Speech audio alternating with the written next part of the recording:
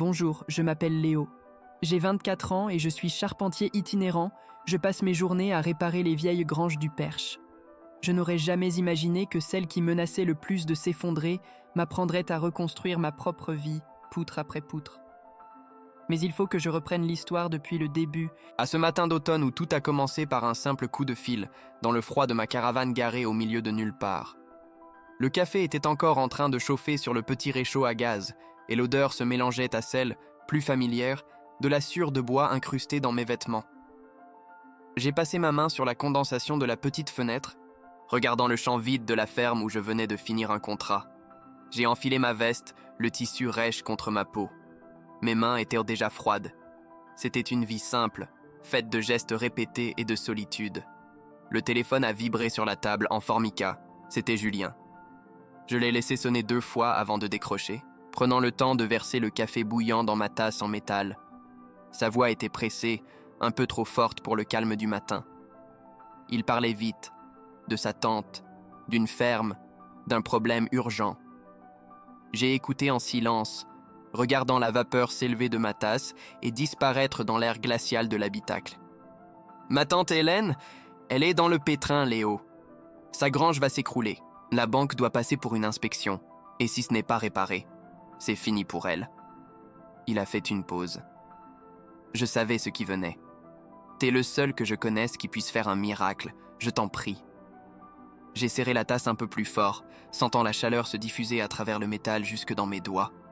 Je lui devais un service. Il m'a donné l'adresse, la clé des champs, un nom qui sonnait bien. Il a ajouté qu'elle était fière, un peu dure, qu'il ne fallait pas la brusquer. Dis-lui juste que c'est moi qui t'envoie, elle s'attend à un coup de main. J'ai tracé un motif invisible sur la table avec mon index. Une tente. J'imaginais une petite femme âgée, le dos courbé par des années de labeur, les mains noueuses. J'ai accepté sans poser plus de questions. 1 heure plus tard, mon pick-up et la caravane roulaient sur les petites routes sinueuses du Perche. Le brouillard matinal s'accrochait encore aux collines et les feuilles mortes formaient un tapis orange sur l'asphalte humide. J'ai jeté mes outils à l'arrière du camion. Le bruit familier du métal qui s'entrechoque me rassurait. Mes mains agrippaient fermement le volant, un geste mécanique qui m'empêchait de trop réfléchir. Je ne faisais que passer, comme toujours. En arrivant, j'ai tout de suite compris que quelque chose clochait. La ferme était là, isolée, avec sa maison en pierre et ses volets d'un bleu passé. La grille en fer a grincé quand je l'ai poussée. Et elle était là, près de l'étable. Elle n'était pas vieille, pas du tout. Elle devait avoir la trentaine passée, les cheveux châtains relevés en un chignon désordonné. Elle a croisé les bras en me voyant approcher, le vent agitant quelques mèches rebelles autour de son visage. « C'est pourquoi ?» Sa voix était ferme, sans aucune trace de bienvenue. J'ai retiré mon bonnet, le passant d'une main à l'autre. J'ai expliqué que Julien m'envoyait, pour sa tante. Son expression s'est durcie. Un muscle a tressailli le long de sa mâchoire.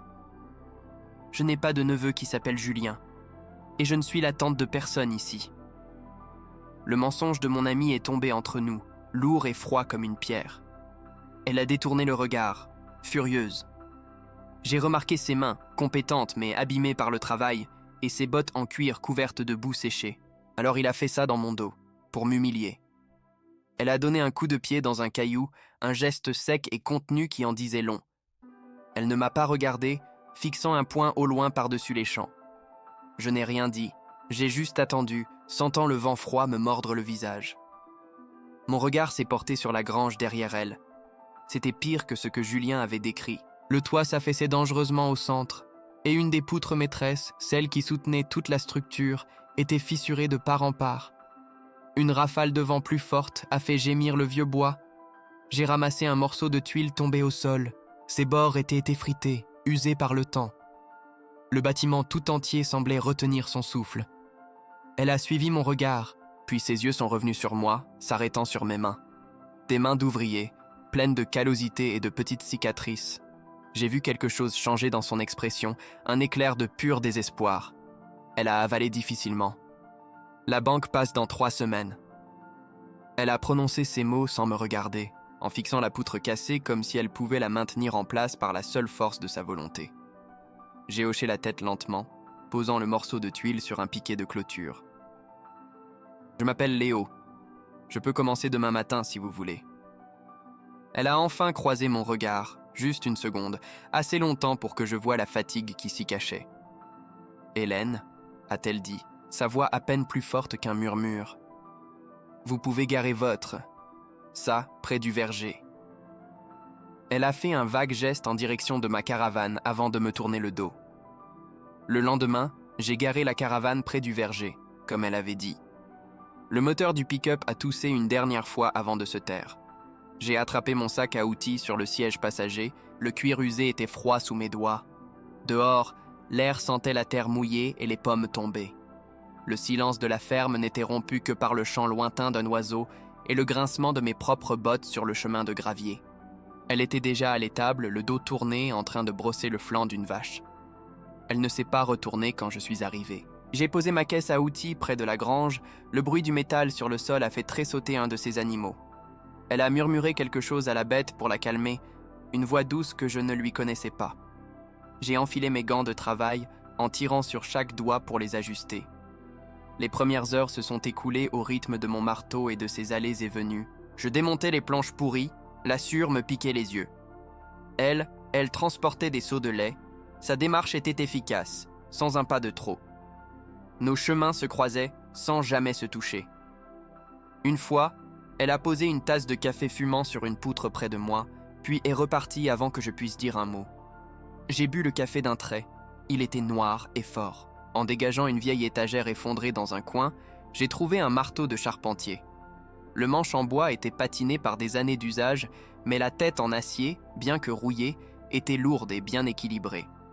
Je l'ai essuyé sur mon jean et l'ai glissé dans ma ceinture. Il semblait avoir été fait pour ma main. J'ai laissé le mien dans la caisse et j'ai commencé à travailler avec celui-là, le choc familier du métal contre le bois résonnant dans la structure. Les jours suivants ont installé une routine silencieuse. Je me levais avant le soleil, je travaillais sur la charpente. Elle s'occupait des bêtes. On ne se parlait que pour l'essentiel. « Il va pleuvoir », disait-elle en regardant le ciel, le front plissé. Je hochais la tête et je bâchais le bois neuf. Ses mains étaient toujours occupées, à réparer une clôture, à tirer sur la corde d'un puits, à vérifier les sabots de ses vaches. Une après-midi, elle a vu le marteau à ma ceinture. Ses pas ont ralenti. Elle a arrêté de ratisser le foin, ses doigts se sont crispés sur le manche de son outil. Son regard est resté fixé sur le marteau une seconde de trop. J'ai détourné les yeux, faisant semblant de vérifier l'alignement d'une poutre. Quand j'ai regardé à nouveau, elle avait repris son travail, mais son rythme était plus saccadé, moins assuré qu'avant. Parfois, pour briser la monotonie, je lui donnais un coup de main. Un ballot de paille trop lourd, une barrière qui coinçait. Je le faisais sans un mot, je finissais le geste et je retournais à ma grange.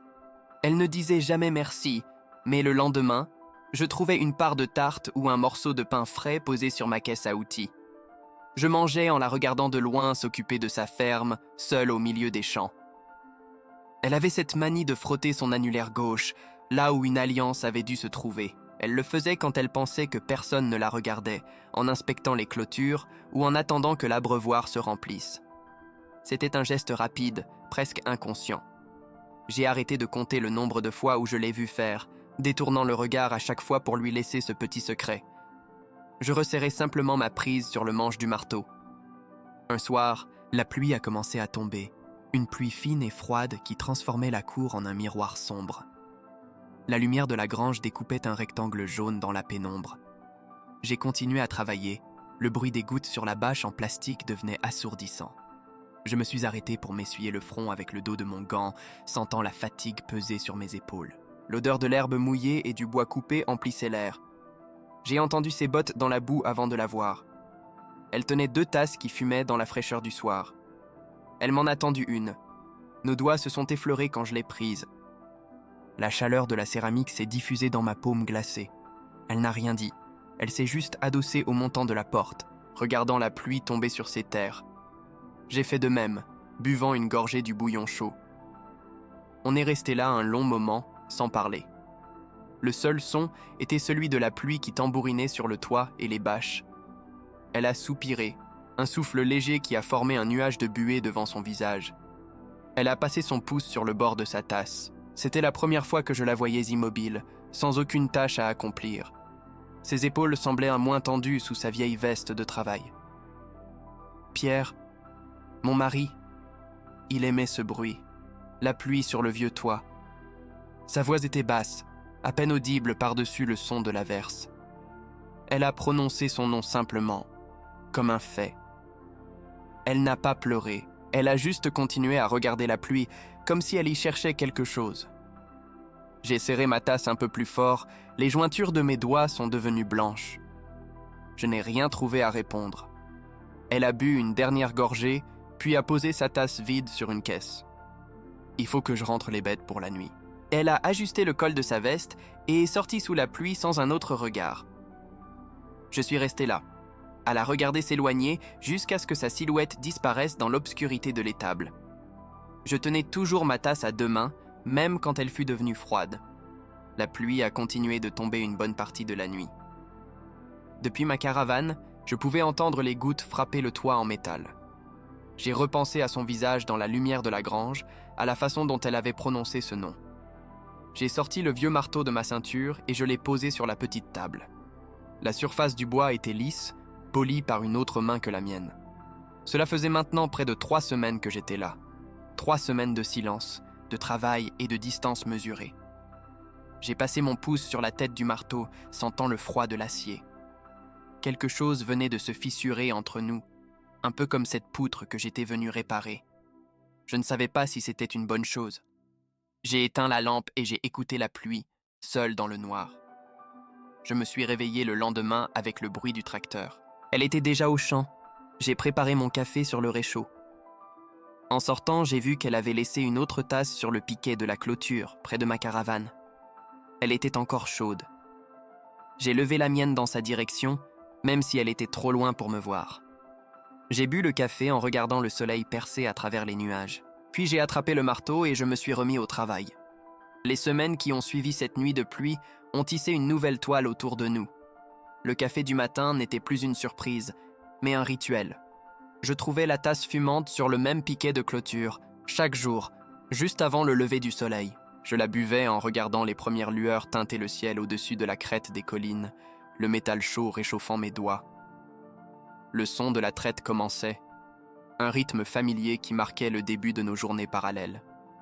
Nos silences ont commencé à se remplir de gestes. Quand je suis descendu de l'échelle, un jour, elle était là, tenant la base pour la stabiliser. Elle n'a rien dit, elle a juste resserré sa prise sur le bois.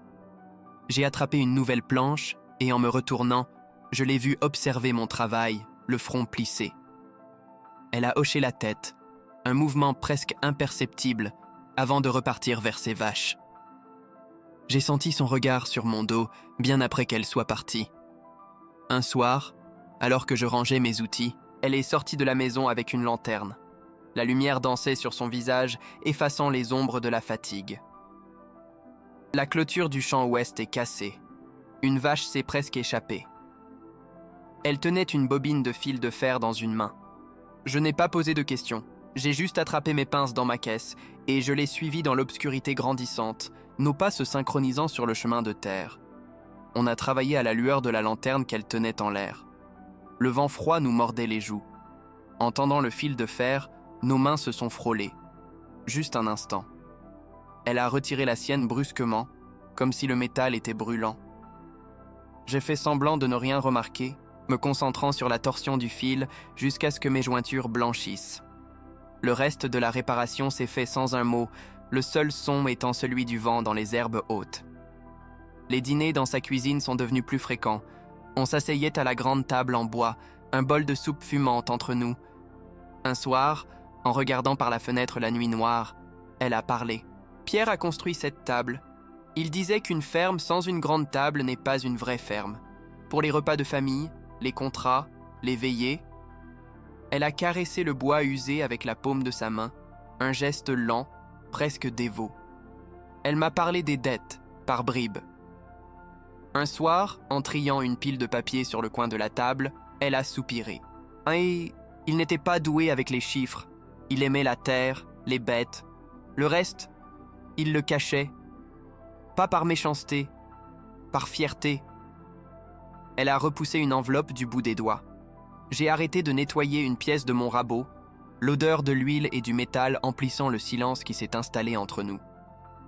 Le vieux marteau était devenu une extension de ma main. Un jour, elle m'a regardé l'utiliser pour fixer la dernière poutre du faîtage. Il l'aimait, ce marteau. Il disait qu'il avait le bon poids, le bon équilibre. Sa voix était neutre, mais ses doigts se sont crispés sur la tasse de café qu'elle tenait. J'ai frappé le dernier clou, un coup sec et final. Le son a résonné dans la grange presque terminée, comme un point final. Parfois, on ne faisait que s'asseoir sur le porche après le travail, regardant les vaches rentrer lentement de leur pâturage. Elle, les bras croisés, scrutant l'horizon comme pour y lire la météo du lendemain. Moi, passant un chiffon huilé sur le manche du marteau, un geste sans but précis, juste pour occuper mes mains. On n'avait pas besoin de parler. La présence de l'autre suffisait, un ancrage calme dans le crépuscule qui tombait. Un soir, le vent hurlait dehors, secouant les volets. On était dans la cuisine, la chaleur du poêle à bois nous enveloppait. Elle reprisait une de ses chemises de travail, l'aiguille entrant et sortant du tissu avec une régularité hypnotique. Soudain, ses mains se sont arrêtées. Parfois, la nuit, j'ai l'impression que le silence de cette maison va m'avaler. J'ai arrêté d'attiser les braises, le tisonnier à moitié levé, et je l'ai simplement regardé. Les jours qui ont suivi, une nouvelle routine s'est installée. On finissait la journée de travail ensemble, vérifiant une dernière fois les animaux avant la nuit. Elle me parlait de ses vaches, de leurs noms, de leur caractère. J'écoutais, apprenant à reconnaître la démarche boitillante de Marguerite ou le regard méfiant de Noiraude. Je me suis surpris à m'inquiéter avec elle quand l'une d'elles toussait un peu trop. La grange était maintenant solide, une structure fière qui ne craignait plus le vent. On se tenait devant, côte à côte, regardant le fruit de notre travail. Elle a passé sa main sur une des nouvelles poutres. Le bois était encore clair et sentait la résine. C'est plus solide qu'avant. Elle a tourné la tête vers moi, et pour la première fois, j'ai vu un vrai sourire éclairer son visage, un sourire qui atteignait ses yeux fatigués. Cette nuit-là, l'épuisement était différent. C'était une fatigue satisfaite. On a partagé une bouteille de cidre qu'elle avait sortie de la cave, assis à la grande table en bois. La lueur d'une simple bougie dansait entre nous. Elle était silencieuse, son regard perdu dans la petite flamme. J'ai attendu, sentant que quelque chose d'important flottait dans l'air, aussi tangible que l'odeur de la cire chaude. Elle a levé les yeux vers moi, son regard était direct, sans aucune des barrières habituelles. « Julien m'a dit que vous dormiez dans votre caravane là-bas, près du verger. » Sa voix était à peine un murmure. Elle a fait une pause, avalant difficilement. J'ai posé mon verre sur la table. Le bruit a semblé assourdissant dans le silence de la cuisine. J'ai simplement hoché la tête, sans la quitter des yeux. « Vous êtes le premier. » Les mots sont sortis si bas que j'ai presque cru les avoir imaginés. Le premier homme à passer la nuit sur cette ferme depuis que Pierre est parti. Le premier à qui je permets de voir tout ça.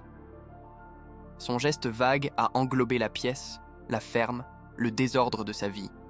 Ses doigts tremblèrent légèrement autour de son verre. Une larme a perlé au coin de son œil, mais elle ne l'a pas laissé couler. Je n'ai rien dit. Les mots m'auraient semblé vides, inutiles. J'ai juste poussé mon propre verre de côté pour qu'il n'y ait plus rien entre nous sur la table. J'ai soutenu son regard, 1 seconde, 2 secondes, essayant de lui transmettre tout ce que je ne savais pas dire. Puis j'ai hoché la tête, très lentement. Un pacte silencieux. La reconnaissance du poids de ses mots. Elle a baissé les yeux, mais un peu de la tension avait quitté ses épaules. Le lendemain matin, la tasse de café n'était pas sur le piquet de la clôture. La porte de la cuisine était entr'ouverte. Je suis entré sans frapper. Elle était là, le dos tourné, en train de verser le café dans 2 tasses, sur la table. Elle m'a fait un signe de tête en direction d'une chaise. Je me suis assis. C'était simple. C'était différent. On a bu notre café en silence, mais ce n'était plus le même silence qu'au début. Les jours suivants, j'ai commencé à faire des petites réparations dans la maison. Une marche d'escalier qui grinçait, un volet qui fermait mal. Des choses qu'elle ne m'avait pas demandées. Elle me regardait faire, parfois, adossée au chambranle de la porte, les bras croisés. Elle ne disait rien, mais ses yeux suivaient chacun de mes gestes avec une attention nouvelle. Je travaillais plus lentement que nécessaire. juste pour la sentir là. Un après-midi, alors que je finissais de poncer la marche d'escalier, j'ai voulu lui rendre le marteau. Je le lui ai tendu, le manche tourné vers elle. Le gros du travail est fait. Elle a regardé l'outil, puis ma main. Elle a secoué la tête. Gardez-le. Il est mieux dans une main qui sait s'en servir. Elle a posé sa main sur la mienne pendant une fraction de seconde, juste au-dessus du marteau, avant de se retirer. Ce soir-là, sur le porche, l'air était frais, mais calme. L'automne touchait à sa fin. Le toit de la grange se découpait, sombre et solide, contre le ciel violet. On était assis sur les marches, un espace confortable entre nous. J'ai vu sa main commencer son geste familier, frotter son annulaire gauche. Mais cette fois, elle s'est arrêtée à mi-chemin. Elle a laissé sa main se poser sur la marche, tout près de la mienne. Depuis des années, je ne faisais que passer. Réparer ce qui était cassé et repartir avant que les racines ne puissent prendre. Mais là, assis dans le silence de cette ferme, à côté de cette femme, je n'avais aucune envie de reprendre la route. Pour la première fois, le bruit de mon moteur qui démarre ne me semblait pas être une promesse de liberté, mais une menace. Je ne savais pas encore que le facteur du lendemain allait tout faire basculer. Le facteur est arrivé le lendemain matin, son vélomoteur pétaradant dans le calme de la cour. Je finissais de poncer le cadre d'une fenêtre de la grange, le bois devenant lisse sous mes doigts. Hélène revenait du pré, un seau dans chaque main, sa démarche rythmée. Elle a posé ses seaux et a essuyé ses mains sur son pantalon en attendant que le facteur fouille dans sa sacoche. L'air était vif, prometteur. Je n'avais aucune idée que tout allait s'effondrer. Il lui a tendu une enveloppe à fenêtre, rigide et officielle. Sa main a hésité une seconde avant de la prendre. Elle l'a déchirée d'un geste sec, le bruit du papier m'a fait sursauter. J'ai arrêté mon mouvement de ponçage, la main en l'air. Son visage, en lisant, a perdu toute couleur. Ses lèvres se sont entr'ouvertes, mais aucun son n'en est sorti. Elle était restée figée au milieu de la cour, l'enveloppe tremblant entre ses doigts. Ses épaules se sont affaissées d'un coup, comme si les fils qui la maintenaient droite venaient de lâcher. C'est fini. On n'y arrivera jamais à temps. Sa voix était un souffle plat, sans vie. La lettre lui a glissé des doigts, tournoyant lentement avant de se poser dans la poussière. Elle n'a même pas baissé les yeux pour la regarder. J'ai posé mon papier de verre et j'ai marché vers elle, mes bottes faisant un bruit sourd sur la terre battue. Je me suis baissé pour ramasser le papier. Banque agricole. L'inspection était avancée. Mardi prochain. J'ai levé les yeux vers le toit de la grange, à moitié couvert, puis vers elle. Elle fixait la structure, son regard vide. J'ai replié la lettre avec une précision inutile, marquant le pli avec mon ongle. 1 semaine. C'était impossible. J'ai senti un nœud se former dans mon estomac, froid et dur comme une pierre. Les jours qui ont suivi ont été une course silencieuse et frénétique contre le temps. La routine calme avait explosé, remplacée par une urgence brutale. On ne se parlait plus. Le seul son était celui de mes outils, plus rapide, plus agressif. Un après-midi, j'ai manqué un clou. La tête du marteau a glissé, laissant une entaille profonde dans une poutre neuve. J'ai lâché un juron entre mes dents, le poing serré. Le soir, la porte de la cuisine restait fermée. Je voyais la lumière filtrer par la fenêtre, mais elle ne m'appelait plus pour le dîner. Je mangeais seul dans ma caravane, une boîte de conserve froide posée sur mes genoux. Le silence entre nous était redevenu un mur, plus haut et plus épais qu'au premier jour. J'ai tracé des motifs sur la buée de la vitre, regardant la maison comme une forteresse inaccessible. Nous travaillions de l'aube à la nuit, dans une tension qui me coupait le souffle. La fatigue physique n'était rien comparée à la distance qui s'était installée. Un matin, en lui passant une scie, nos doigts se sont effleurés. Elle a retiré sa main comme si elle s'était brûlée. J'ai fait semblant de ne rien voir, mais j'ai serré le manche de l'outil jusqu'à ce que mes jointures blanchissent. Elle s'était à nouveau enfermée dans sa coquille. Je l'ai trouvée un soir, immobile au milieu de la grange à moitié terminée. Elle tenait le vieux marteau de son mari dans ses mains, pas pour travailler. Elle le serrait juste, les jointures blanches. Son regard parcourait les poutres, les clous, tout ce qu'on avait bâti. Elle a passé une main sur une vieille solive, Un geste lent, comme un adieu. J'ai compris qu'elle était en train d'abandonner, pas seulement la grange, mais la ferme entière. « Vous devriez partir, Léo. » Sa voix m'est parvenue dans son dos, à peine un murmure. « Il n'y a plus rien à sauver ici. C'est fini. » Son dernier mot s'est brisé.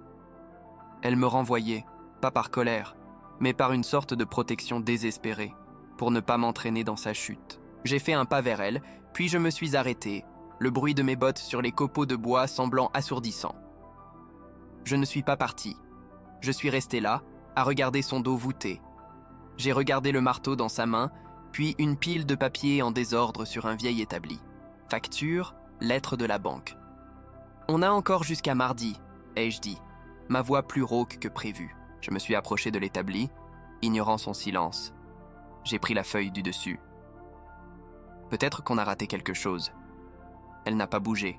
Je suis resté là, la lettre à la main, le silence de la grange pesant sur mes épaules. J'ai marché jusqu'au vieil établi couvert de sueur et j'ai posé les papiers dessus. J'ai aplati la lettre froissée avec la paume de ma main, puis j'ai commencé à trier la pile de factures et de relevés bancaires, un par un. Le bruissement du papier était le seul son qui s'opposait à son désespoir muet. « Laissez tomber, Léo !» Sa voix était plate, sans aucune inflexion. Elle n'avait pas bougé de sa place au milieu de la grange.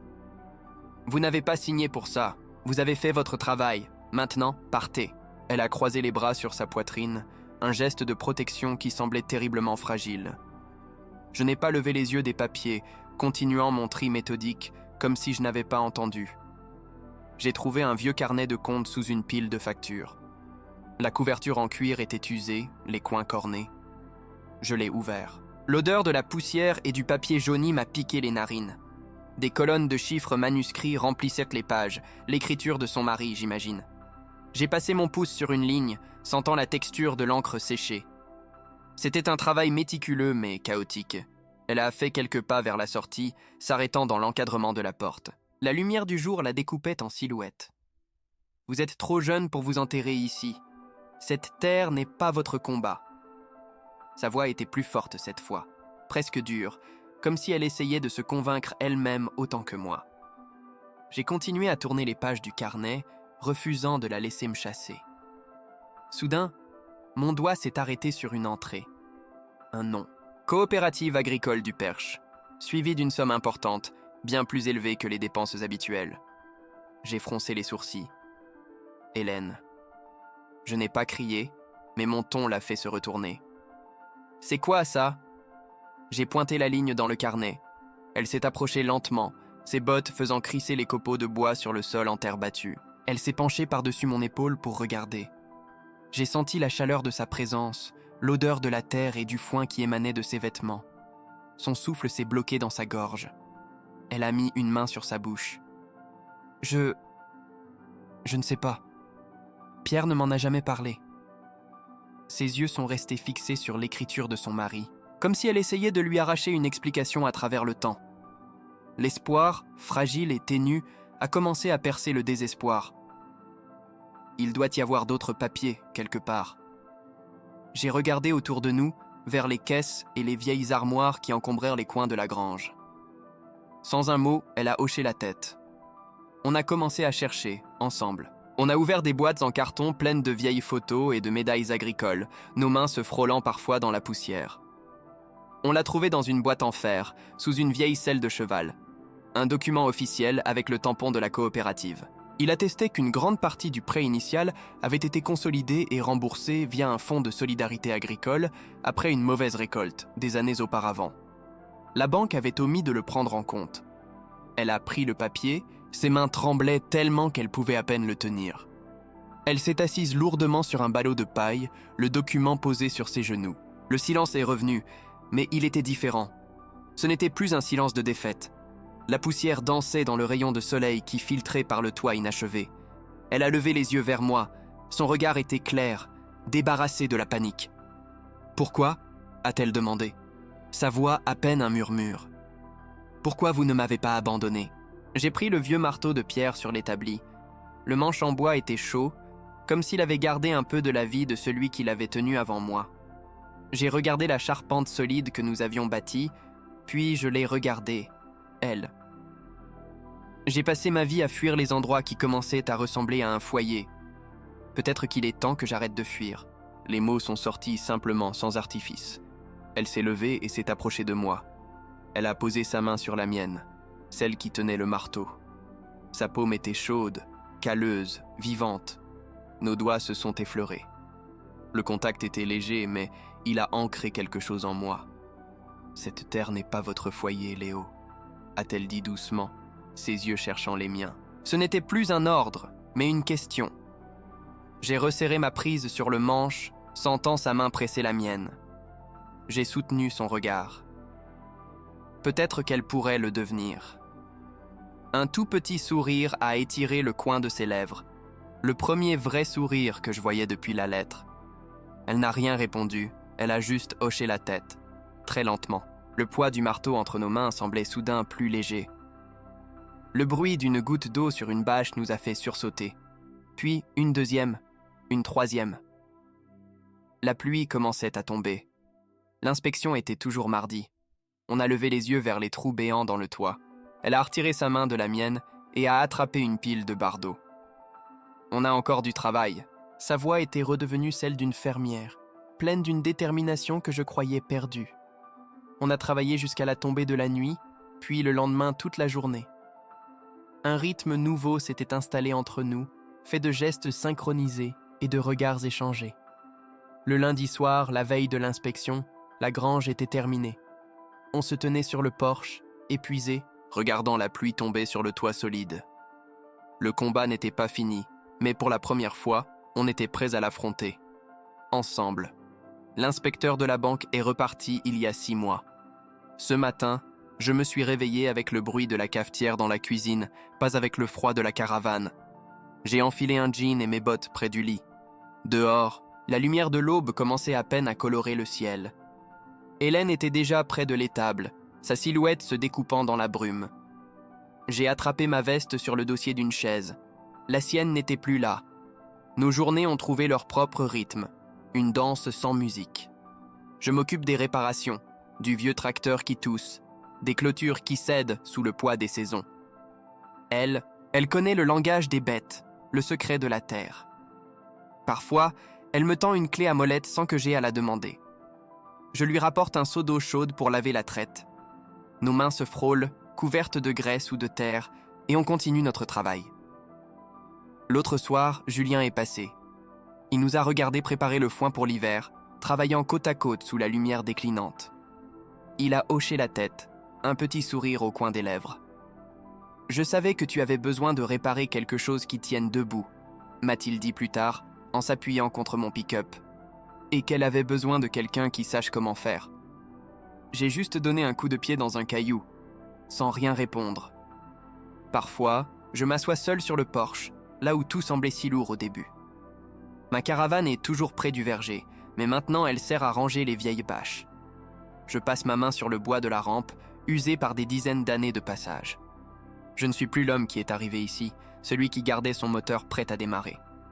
Mes outils sont déballés, ils ont trouvé leur place dans la grange que j'ai reconstruite.